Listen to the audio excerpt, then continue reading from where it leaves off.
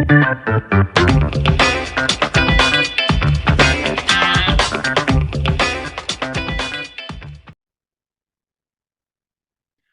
right, we are back with another episode of the Real Estate Investing Club. Today we have Vlad Arakcheyev from Zontic Adventures. Vlad, did I get your name right?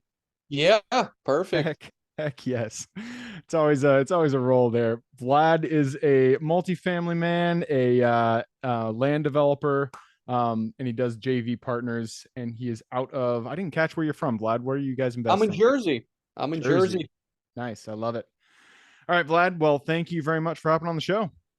Yeah, thanks so much. Yeah, it's great to be here and speak with the audience. Love it. Absolutely. I told you before we got on here, we like stories. We like to hear how people got to where they are. Sounds like you've been doing this for a while. So, how'd you get started in real estate? Yeah, it's been completely crazy. I uh everything started because of COVID. Oh, nice. Specifically, yeah, I was a graphic designer and got furloughed because, we're non-essential business. And Huh. then, I got a house mortgage and obviously I got two kids, wife, three cats. And I'm like, hey, listen, we need some extra income. And then my wife pushed me into being a realtor. So yeah, It's like this is what it you're gonna do. yeah, she goes, you should try being a real estate agent. And of course, I didn't know anything about real estate. The only thing I knew was buying a house with an agent, and that's it. So I got called back, but that thought was still in my head. I'm like, let's do that realtor stuff. So I started taking classes at night, got my license, and started doing realtor work, just regular residential Just as a housing. broker, yeah. Nice. Exactly, yeah, and that took me into flipping and wholesaling because a few years ago it was very popular. Mhm. Everybody was a wholesaler. Oh yeah, for sure. And but the thing is though, it's like you had a hamster in the wheel, right? You keep on going and going. If you stop prospecting, all your leads dry up. So you gotta keep on going. So what's the next step? You gotta buy something, right? So we got a rental here in Jersey. It was going well, and the reason why I say was we sold it a month ago. That was my last single family rental that I have or now had, and the first one at that time. So anyway, next thing my wife goes, well, let's try something else. How about we try large multifamily? And I'm like, but I I don't know like anything. your wife. She sounds like Yeah, she's got a head on her shoulders. she does. Yeah, she goes, let's try it. Why not? And I'm like, yeah, but we just started this real estate stuff. I'm like flipping here, and I got some wholesaling going on. She's like, let's do it. And she got the tickets to a multifamily event in Houston. I was freaking out. I didn't know what to do. So we flew over there. On the way back, I was so excited because I saw all these people that were just so helpful and so opening. And they're like, oh, I have 5,000 doors, 8,000 doors. And I was just like, unbelievable. And Nice. they just like one of the guys, no big deal. And that took me to path to multifamily. As soon as I got home, we put like together a plan. What do we need? So the first thing that you need is, I guess, credibility and education. So I started interviewing all the coaches, and I am part of Jake and Gino, Oh yeah, and great I'm one. very happy to be a part of Jake and Gino. And then later on, I joined MIH Mastermind. So I really loved it, and because of that I got into the community, and of course I got the education that I needed to buy multifamily. All Yeah. right, man. I love it. That's a good trajectory. It's interesting, going from a graphic designer to real estate. That I mean, graphic design that has nothing to do with real estate or business, really. It's Nothing it's very, whatsoever. very creative. So, how was that transition for you? Like going from something that's 100% creative to something that's very business oriented. How was that transition? Incredibly scary, Yeah. incredibly. But the good thing is that as long as you got support of your family, that's the most important. Yep. uh, Everybody's pushing and helping you to achieve higher, success, and ultimately the what we're all looking for is time, right? Mhm. True wealth is freedom of time. And my wife has been incredibly supportive in this process, and I didn't know anything about multifamily, and she helped me. She suggested books to read on mindset and just focusing on one thing, and doing this thing. I'm sorry, this popping up. So, and she's been incredibly helpful, and without her, I wouldn't be able to do any of this stuff. So, Man, that's great to hear. Yeah, support system is so crucial when you're trying anything new because it's very easy to get derailed when you have people around you who are helping guide you, point you in the right direction. That is very very valuable. yeah. So how long Oh, did and it take you? Sorry, yeah, keep going. and I'll tell you one thing, which was crazy. She goes, "You should quit being a designer." I love it. I'm like, "But hold on a second, I can do both, right?" Okay. And she, because I'm making excuses. See, she on a disc scale, we took that personality test. I'm a green, so I'm like safe. I Mm-hmm. I wanna know when the next paycheck's coming. Her personality is red. She's Mm, always pushing, driving forward, stuff like that. So, uh, I was afraid, yeah. but since I had her support, I'm like, hey, listen, let's do it. So I resigned and doing it full time. So I'm sorry Nice. to interrupt you, but I just thought to No, kind no, yeah. I mean, that's a good point because when you have partnerships, you're a husband wife partnership or even business partnerships, it's very, very valuable to have somebody who's kind of on the opposite spectrum when it comes to your personality. You mentioned the disc. That's a great personality test. There's tons of them out there, but having somebody, she's red, you're green, or somebody's blue, somebody's yellow, having somebody that can kind of pull you in the opposite direction from where your strengths are and really get you to stretch is super valuable. And usually those are the partnerships that work the best, that are the most successful. So it's great you have a partner like that. Once you did decide to make the leap, how long did it take you to get some traction to really see some numbers coming at you? Yeah, great question. So, I had to identify target markets. So my markets are Texas, Dallas, Houston. I'll look in San Antonio as well, Kansas City, and the Carolinas. I I I initially thought of buying in Florida, but it was just so hot. The numbers would just completely didn't make any sense.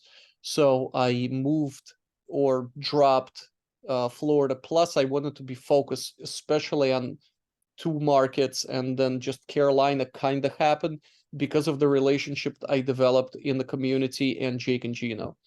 So first 6 months were just completely crazy. I mean, it's like drinking out of a fire hose where all these numbers coming at me and all these, NOIs and this and occupancy and then the first time I opened a model, I was like, oh my God, what is this thing? It's like it has like 15 tabs on the bottom. Yep. So Yeah. it took approximately 6 months to Okay. be comfortable and to kind of understand this. And somebody gave me a big chance. That what happened is they asked me to be an LP in a deal. I told them no. I wanted to be a GP, co-GP, or JV. I wanted to be an operator so I can learn as much as possible. So they said, "Hey, listen, why don't you interview with the main sponsors and see if you guys click?" And we did. And they gave me a chance to raise capital and also do investor relations. And I thought it's so easy. I'm like, yeah, I can raise 500,000, no problem. It was incredibly difficult. But one thing I gotta say, I really wanted to happen. Really, I raised 1.4 million. Hell yeah, good job. That is Yeah, great to hear. I found 1031s that really needed to place some capital, and that's how it happened. Very Yeah, cool. so it was Yeah, by the eighth month we got our first deal. very, very cool. Yeah, raising capital is harder than everybody thinks. Everybody thinks, raising capital, I can find it. There's so much money out there, and there is. But when you're starting from ground zero, getting those first capital investors is actually hard. It's hard to really get that pipeline going. So that's awesome to hear. You made over 1 million. You raised over 1 million for your deals.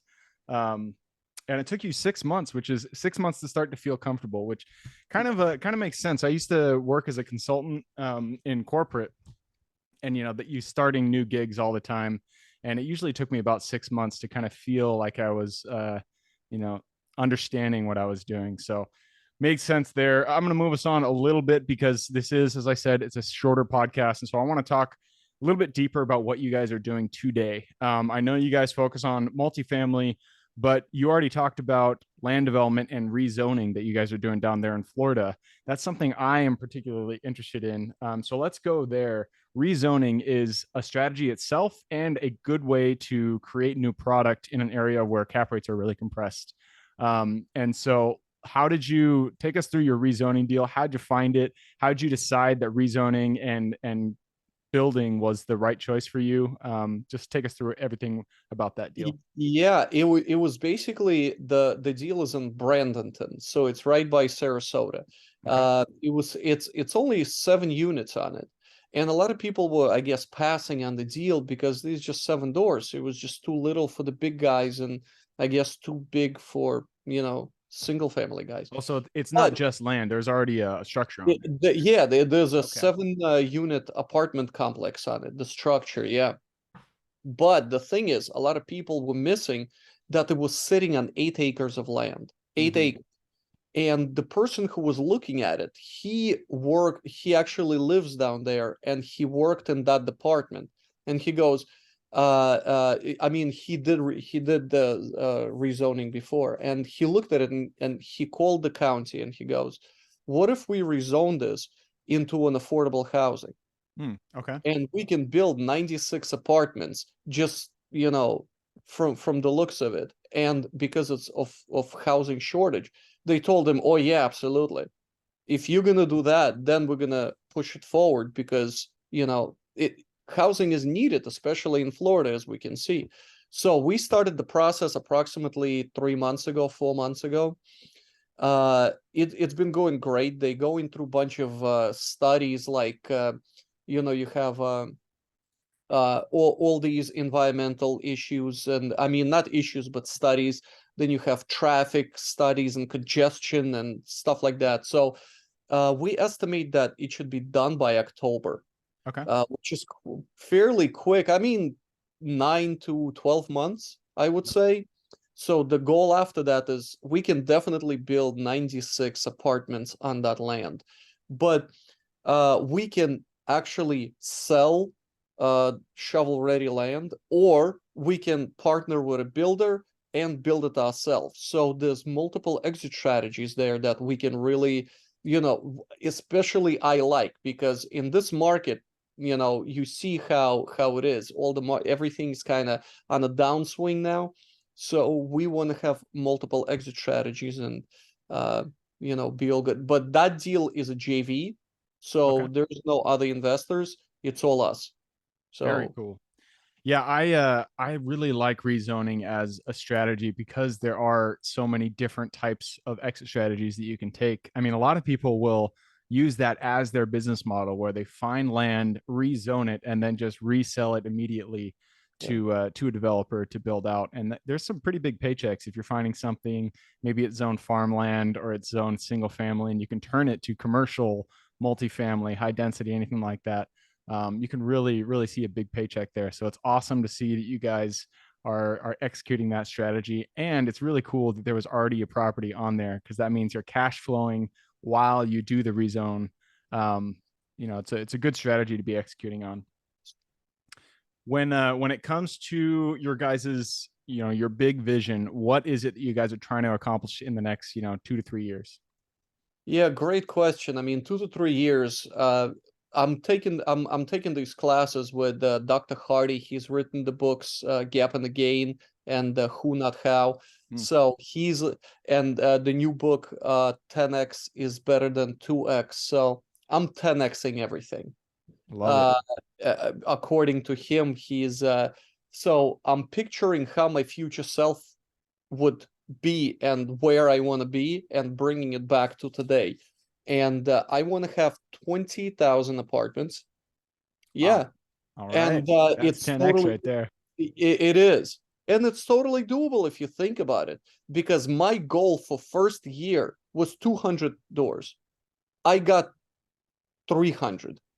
Knocked it out of So the park. so I'm thinking my goal was not large enough. What if I made my goal 500? Would I've gotten more? So now huge goals, something that I can strive for and really like adjust my style, my business, my networking, my marketing to reach that goal. So that's my goal, 20,000. Additionally, we want to get a farm here in New Jersey, like a animal rescue farm, because Very cool. I have two small kids and we love going to a farm and like pet animals like zoos and stuff like that. And we've been to one here and they rescue animals. And we have this great idea. We can do the same thing. We can get a farm, start rescuing animals, and at the same time, it can be like, a small farm. A lot of kids can come and it should be a lot of fun for families. So I that's the love it, man. I ultimate love goal. it. I love big goals, and I know you guys are going to reach them because you got the commitment. So before we move to the quick question round, my last question, we're talking about big goals. You said you set your goal at 200, you hit 300. What is the, if you could really boil it down to the one key, what is the thing that got you to your goal once you set it and decided to go for it? Yeah, teams. One of the big things that people might be missing, they want to do everything themselves. Mm, And they spread themselves too thin. I rather be amazing at one thing than be good at five things, right? Then you don't want to be good. You want to be great. You want to be known as this one person, right? Like you just say one person's name and everybody just knows him for it, like Yona Weiss, right? Cost segregation. Every just like that's immediate. true. That's I mean, actually you do. you said that, and I was like, cost integration. That's Yoda Weiss. Exactly. I mean, that's what I want to be. I'm like, you say Vlad Arakcheyev, buying stuff in Texas, Kansas City, apartments, go to this guy, he'll close.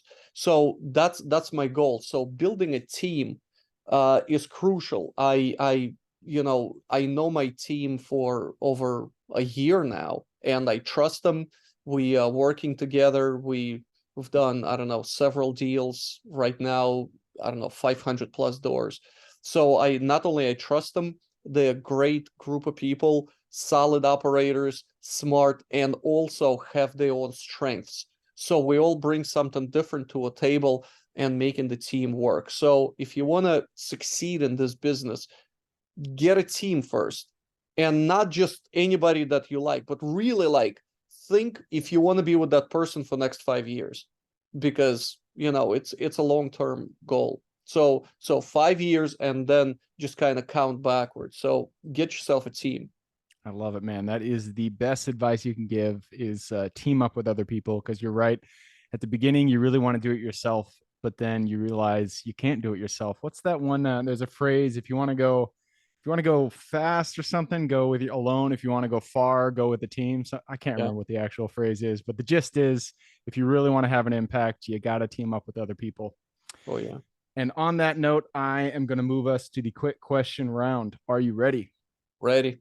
Let's do it. Starts with books or any form of education. I need two recommendations, one for general life wisdom, one for real estate specific. Yeah, great books that I just read is The One Thing by Gary Keller. Good one. Really awesome one.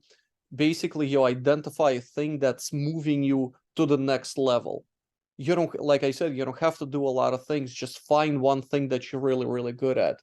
And another book is 10x is easier than 2x by Dr. Benjamin Hardy. Basically, he's saying that we all busy with stuff, but that stuff is not producing us any results. So he literally says remove 80% of the stuff that you're busy with and concentrate on that 20%.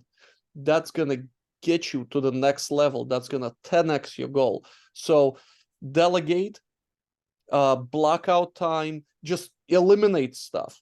Eliminate things that you really don't need that's not producing results and concentrate on this one thing, one tiny thing that's gonna just elevate you to the next level. So those two books are huge right now. Mindset and that those books really helpful.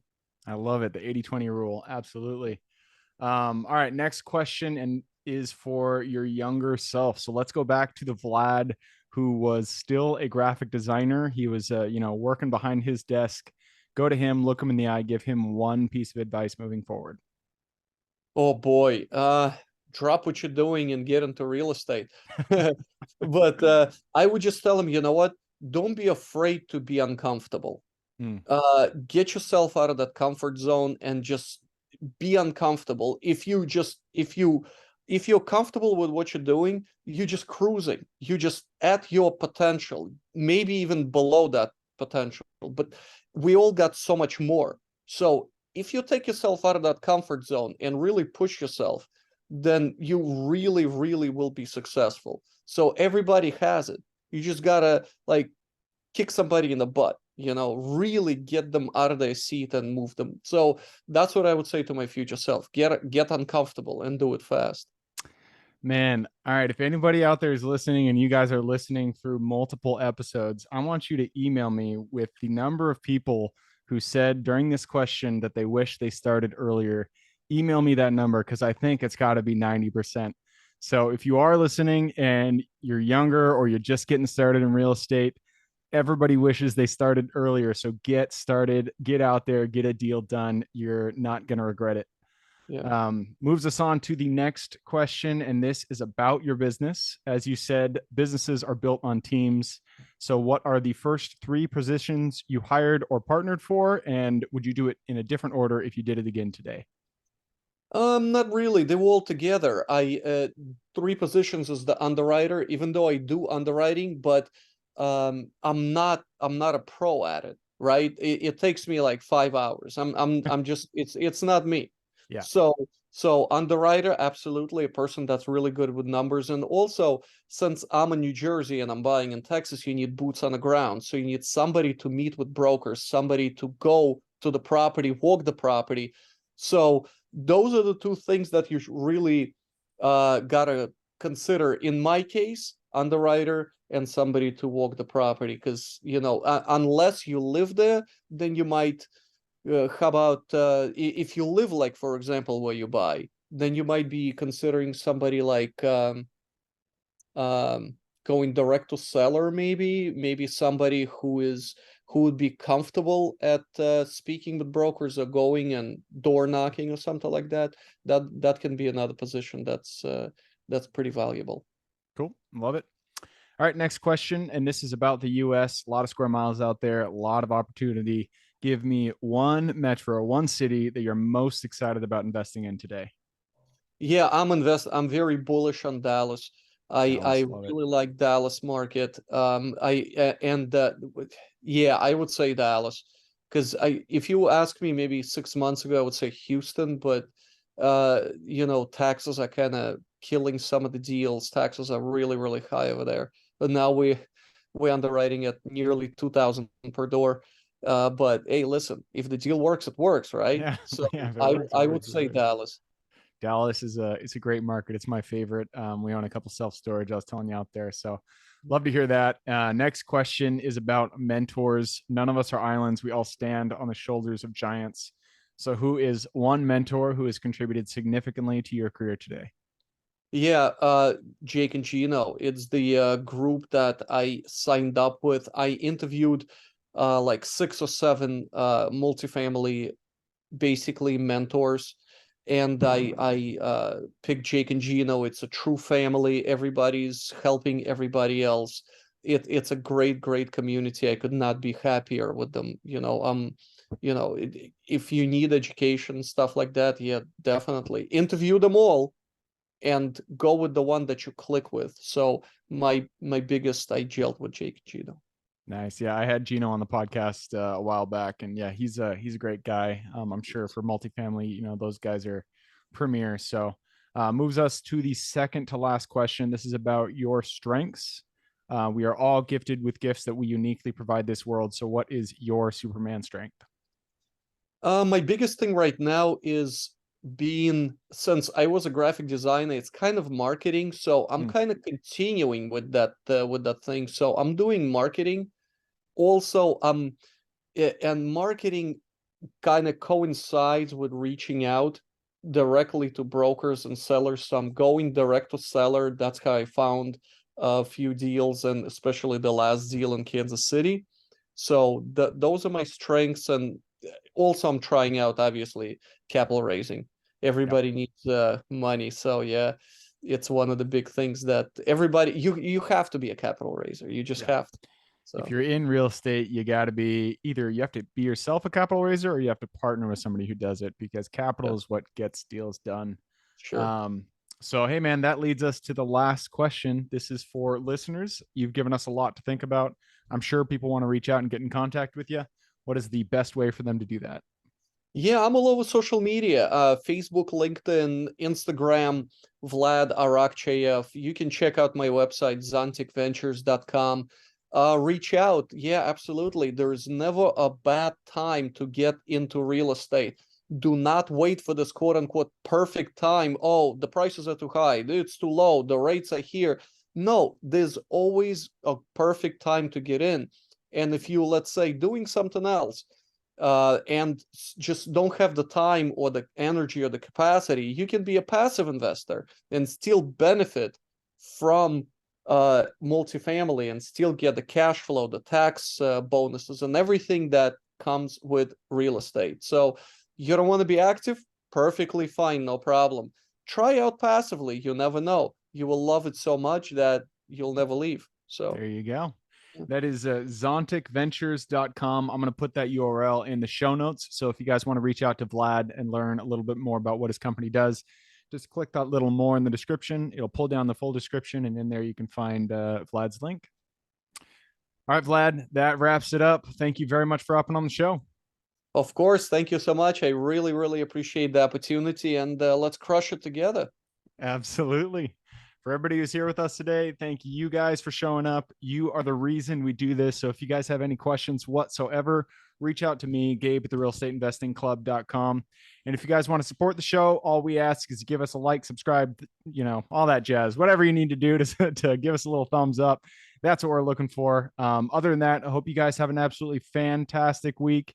Keep rocking real estate, and I look forward to seeing you on the next episode.